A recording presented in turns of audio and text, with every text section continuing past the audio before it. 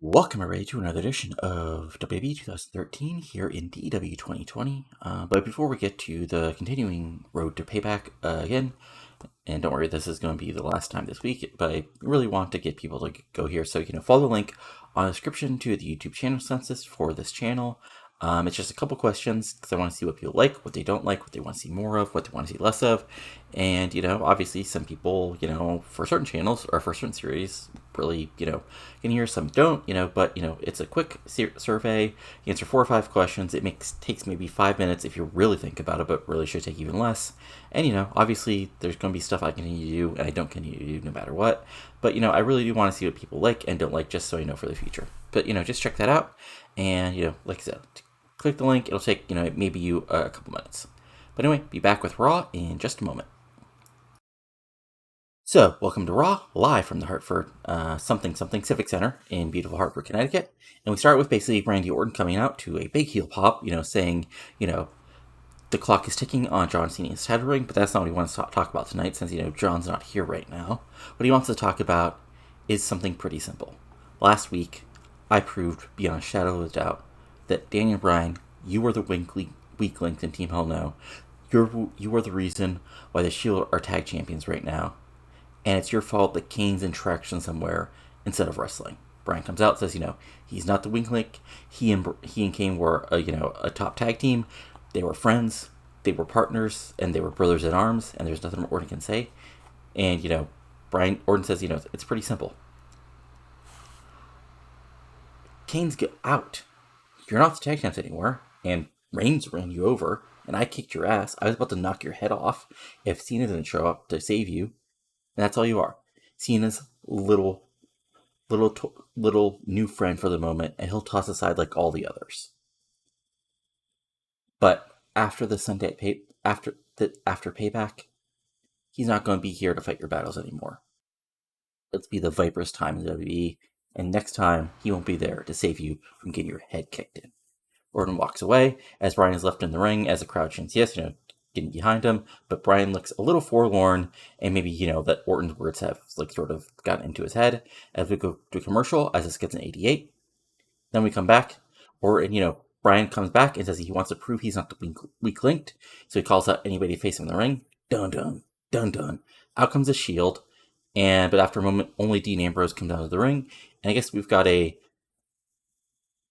out of nowhere match to open the show at the Dean Ambrose versus Bryan. This gets a 69 as it's just a quick 2-minute segment coming back to commercial, and the actual match goes, and we have in a superb match Dean Ambrose defeating Daniel Bryan 11:45 by pinfall with the double arm DDT following interference from Roman Reigns. So back and forth match. It's good as you expect. Really good. Everybody firing on all cylinders, but rough bump. Or actually, Rollins comes in. Rollins tries to come in. Ref, tries to stop him. Roman comes in. Spear on Bryan. Ambrose hits his finisher. 1, 2, 3. Another huge win for the Shield. As this gets a 77. Bryan gets an 80. Ambrose gets a 67. And then post-match, of course, what happens is it times for a Shield beatdown. And, of course, Bryan fights. He even gets some big kicks in on Ambrose to begin with. But eventually it's a 3-on-1 battle. But out comes Airboom to make big save as the crowd pops for that, as this gets a 62. So good stuff. We come back for commercial with Airboom backstage, and Vicky's like, well, it's all well and good.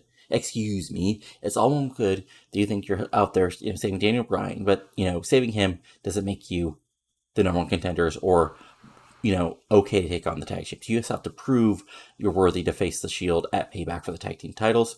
So tonight you're going to face 3 other tag teams, all who have members or have won the tag titles themselves. And if you win, then you get the tag title shot. This gets a 59 to set up the tag title match later. Then we have a quick little 1-minute segment on Raw last week of basically AJ Lee accidentally causing Tamina Snuka to be able to beat Kaitlyn, and now it's a tag team as this gets a 35. As it's time for a women's tag match, or TV's tag.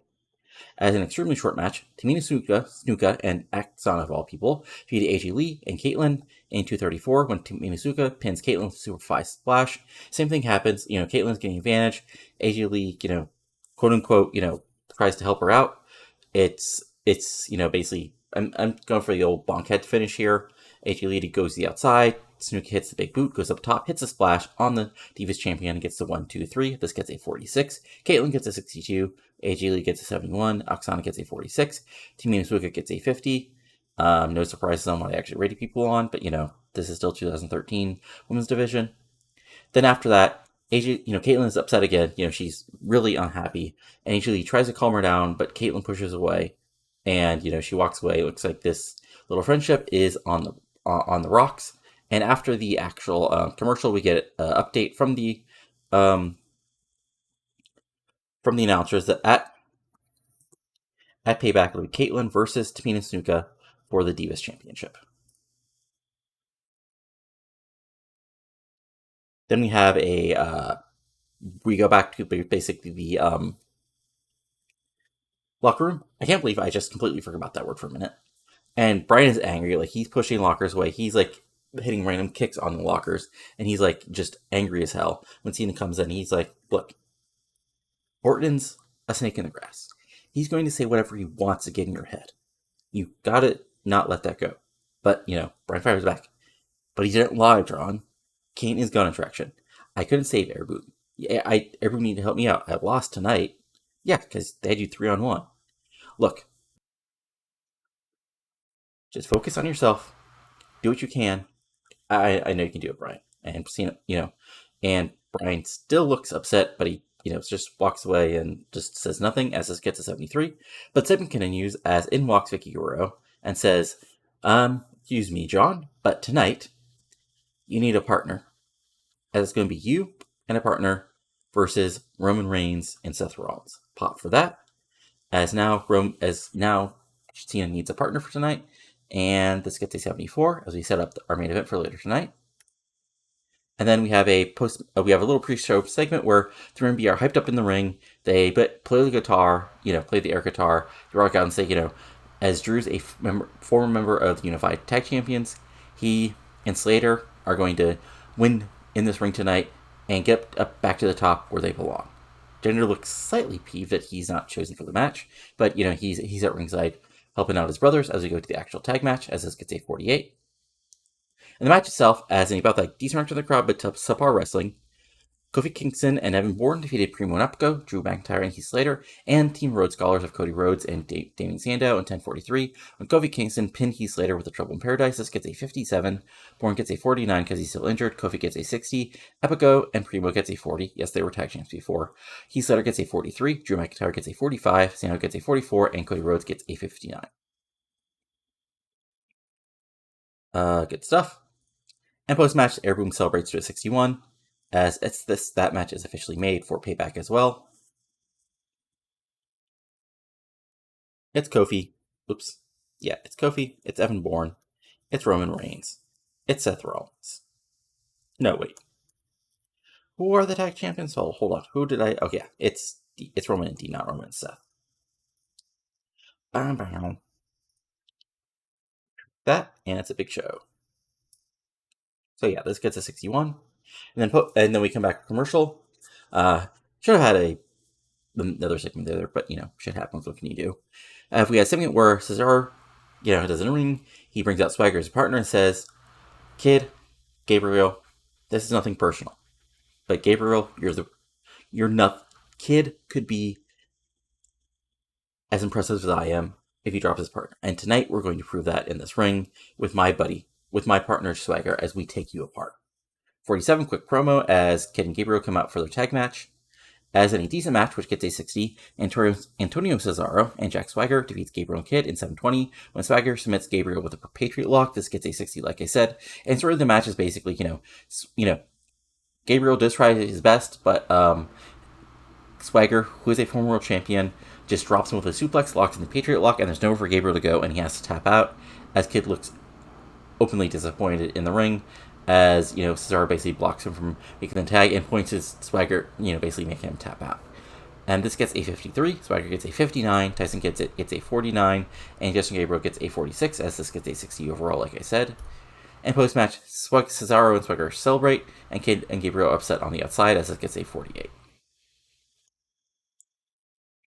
Then we go backstage where, I I thought. Oh, I forgot. Okay. Well, okay, this should have included a Brie Bella face turn, as Brie Bella, like, shows up, we basically, out, they hug, and we basically, basically out them as an actual, like, couple. Um, you know, Brie says, says something to him. Look, Daniel, a lot of people told me we shouldn't be together, but look, how, we're together now. And then he goes to the locker room door, and Brie, turns around and sort of goes back to her pitchy character for a second, says, "This is private," and then closes the door, as this gets a 64. And yeah, I should have turned Brie face here, but I forgot to. And she has a new character, and she's basically Daniel's, like, supportive girlfriend, fiance, I think, at this point. Anyway, I know, not the most best character, but, like, there's not much for her to do, honestly. Because, like, honestly, like, the Brie, you know, sisters heel gimmick was sort of their best gimmick. So redoing her is, there's not a lot of options unless we really go off the rails. Anyway, we go forward, as in a bout that teaser enters the crowd, but Terror Wrestling, Jinder Mahal defeats Zack Ryder in 357. This gets a 36. Ryder gets a 49. Mahal gets a 31. As you expect, Ryder's upset about this, but, you're Zack Ryder. Your objective in life is to get destroyed by big, beefy men who Vince McMahon likes more than you. So this gets a 36, straightforward squash for Mahal, and Henry comes out and claps for Mahal, as he points to Ryder on the ground and basically, like, acts like, that's what you should be doing now. As this gets a 60, so good stuff as this little storyline continues. Then, we have a quick promo where Cena says he's not worried. He knows the right man will realize what he has to do tonight and come help and come be my tag partner. As this gets a 74. And then move forward with another little, undercard match here. As in about that good heat and decent wrestling, The Miz defeats Sweet Tea in 538 by pinfall with a skull-crushing finale. Decent match, as this gets a 57, Miz gets a 63, Sweet Tea gets a 47, little back and forth match, but The Miz is the one actually getting the push, so he hits the skull-crushing finale and gets the pin. And post-match, of course, everybody dances because, everybody's a good, happy babyface and wants to make people smile, when Wade Barrett comes out and says, this is utterly disgusting. This is the man who I have to face at Payback, who wins the match and then dances with his opponent instead of destroying them. Well, Miz, there's going to be no dancing at Payback.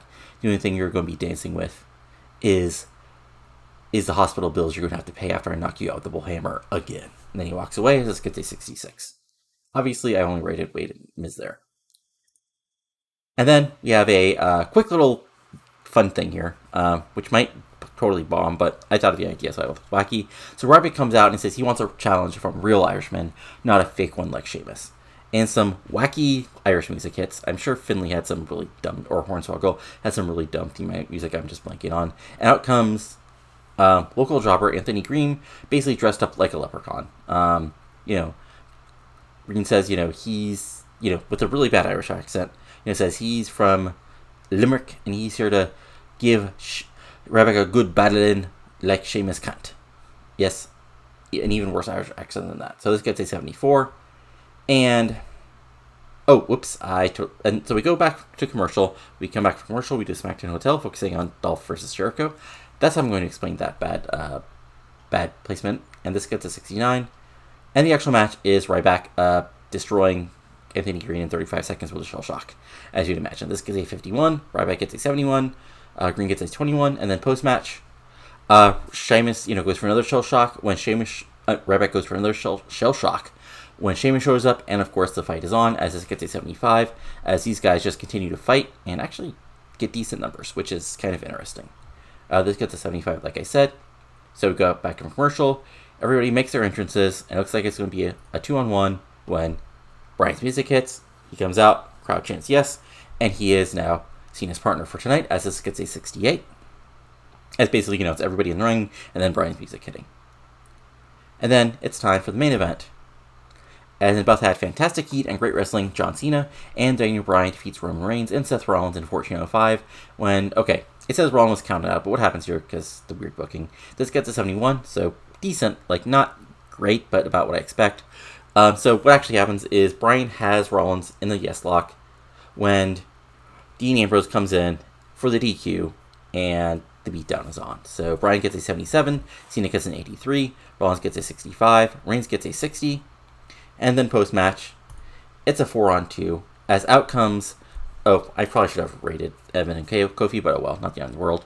4-on-2, and it looks like it's going to be another Shield beatdown when Airboom come down, and they make the save with a big dive on everybody, on all the Shield to knock them down, which gives Cena and Bryan enough time to fight, get their fight on, and show ends with all four baby faces standing tall, as the announcers put over, that that the heroes of the WWE are actually standing tall for once. This gets a 67, mostly because I rated Kofi and Evan, which probably was not my best idea. What can you do?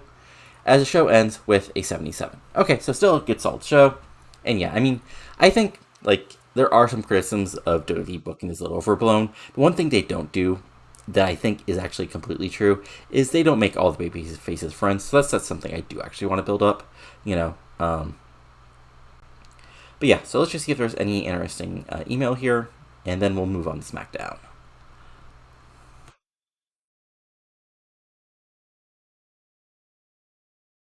I'm born fully fit. Drug feces. Ooh, all right.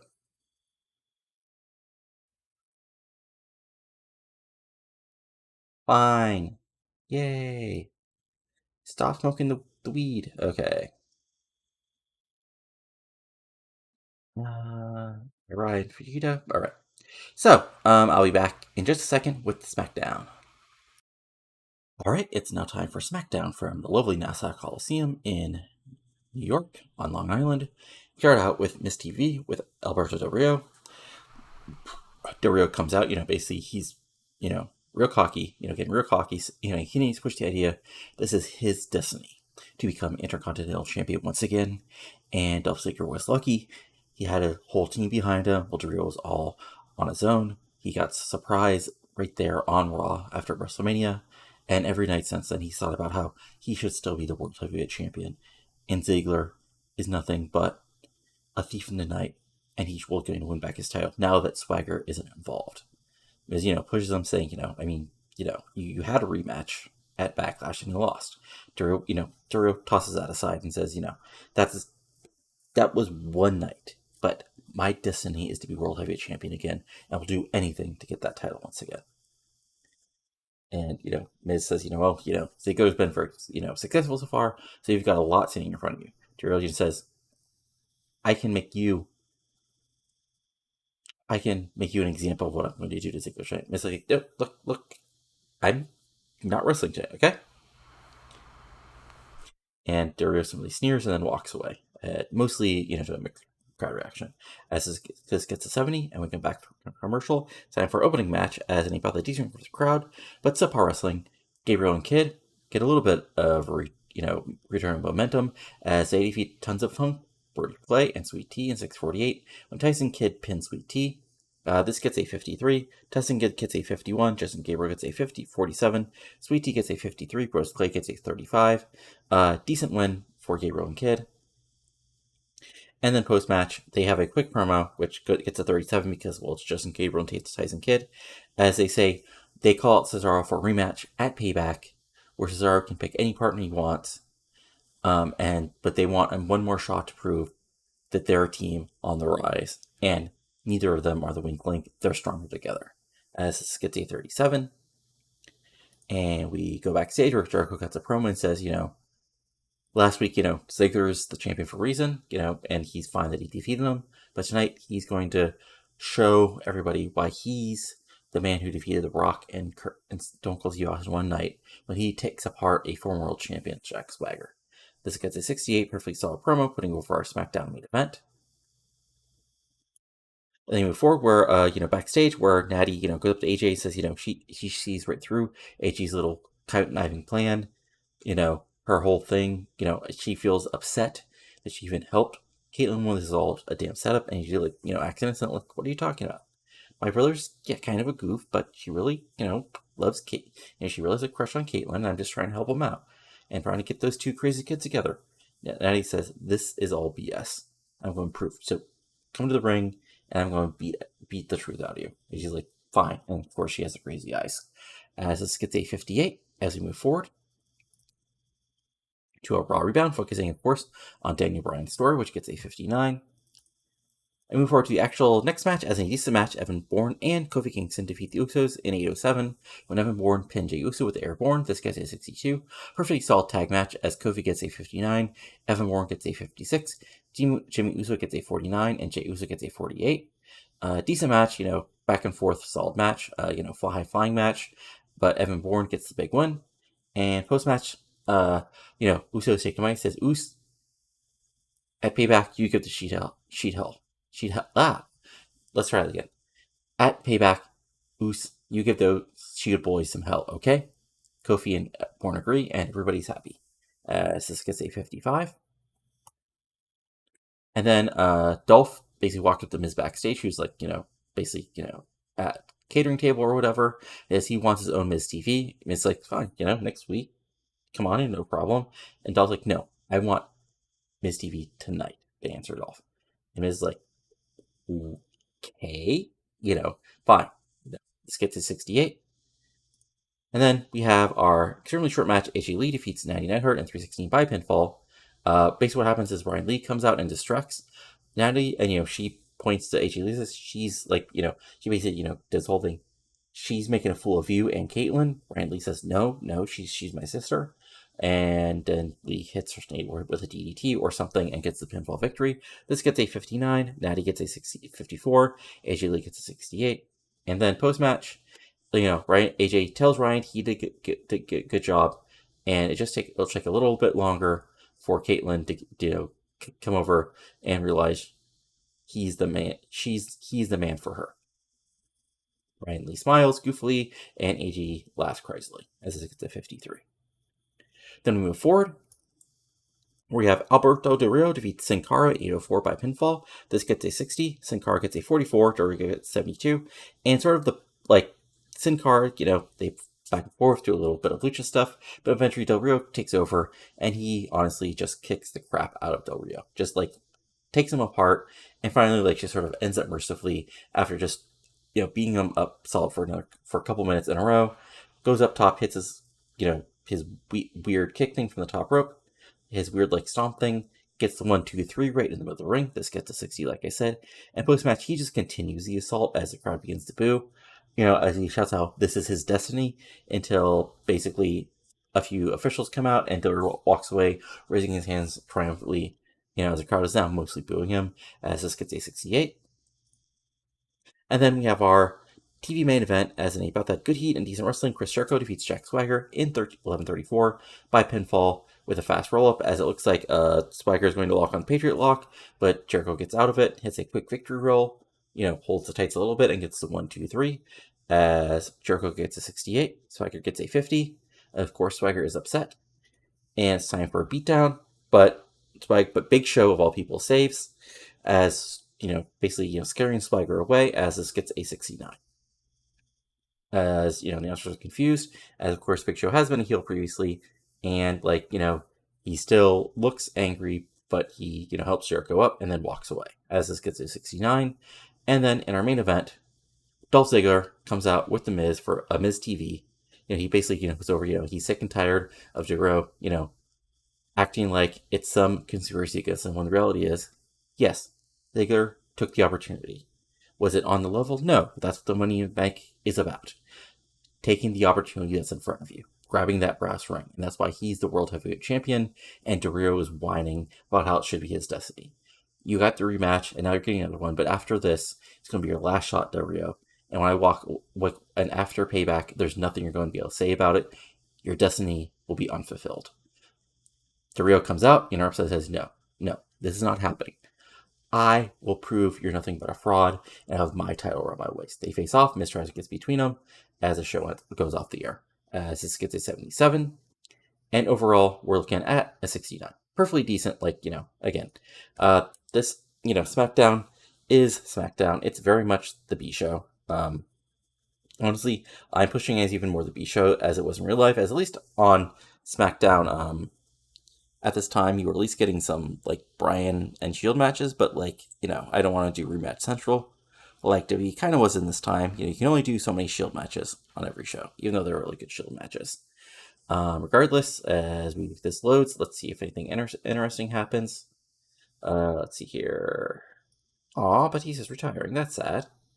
Kenta is retiring, or no, he's getting a major push. Okay. Meal-wise, okay, nothing that out of the ordinary.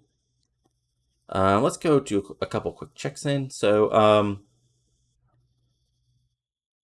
creative-wise, so who's not? Who's hot? Ziggler, Reigns, Ambrose, Rollins, AJ Lee. I'm sorry if you expect. Who's not? I mean, yes. I mean, Triple H did a big job to Brock. Bryan's been sort of like, I mean, he has been tagged as the weak link. Franchise players: Cena, Taker, Lesnar, Punk, Orton. Sort of all you expect. Storyline wise, so New Path is at a 54. Secret Admirer is at a 46. Cena Orton's at an 81. Alberto Dolph is at a 68. Ryback Sheamus is at a 71. Dancing Fools is at a 64, which honestly, I just need to figure out who to replace him so we keep the hotness. Big Show on his own is at a 67, which I'll probably need to change. Opportunity Knox is at a 63, which is Miss Barrett. The Tag Feud, which I'll need to rename, is at a 68. Triple H, Lesnar, Heyman is at a 42, which I'll actually, I'm just going to end this. And then the 3MB, Mark Henry whole thing is at a 52 itself. So, fun times. I think, this was a pretty solid show. Again, booking the whole 3 hours is a pain, but this is what actually happens in the WWE. You actually have to figure this out and actually book this stuff. I think I'm doing a pretty decent job. Again, if we go to the pre-bookings, where are we? There we go. We got Ziggler versus Del Rio in Dover's last shot. We got Kaitlyn versus Snuka for the Divas title. We got Kofi and Evan teaming back up to take on the Shield in a tag title match. Orton versus Cena and their forever feud. Sheamus versus Ryback and Barrett versus Miz for the IC title. There'll be another couple matches, added as we go on. But, again, this was not the time of 4-hour or 5-hour Brandon B show pay-per-views. This was still when they were doing decently well. Again, merch-wise, as you expect, Cena is making all the merch. Wait. That's weird that... Yeah. That's very weird that, we're only making this, that seems weird that we're only making this much in merch. Let me see here. Okay, we're at 74. But still, merch, Cena should be, doing a bunch of merch. That's very weird. Let's see here. So 25, I mean... Yeah, that's very odd. I'll have to look in this, because, yeah, we should be making more merch than this. That's very weird. I mean, I know we're not that, over as compared to... I mean, I mean, I sort of guess we're slower size, but, yeah, that seems really weird. Do people have, the correct, Yeah, okay. Yeah, I'm just confused about that. That's weird. Yeah. Anyway, sorry, I totally got distracted by that. I mean, I think that was a totally 2 decent shows, and I figure how to basically book Raw. I had a rough start there, 70s, 72s, but sort of built. We're upper 80s, low 70s, and that's where we're at until people get built. But anyway, I hope you enjoyed this. If you have, go ahead and give it a like. Comment below on what you're enjoying and not enjoying. And of course, subscribe to the channel for lots of other TEW 2020 content, including this series, my MLW 2006 series, now where we got Fusion on Univision, my WCW 1994 series, which is now exiting Spring Stampede, with Bret Hart's WCW debut, and of course my long-running WCW 2004 series, now heading towards WCW Sacrifice. But that's it for now. So have a good one. Talk to you later, and adios.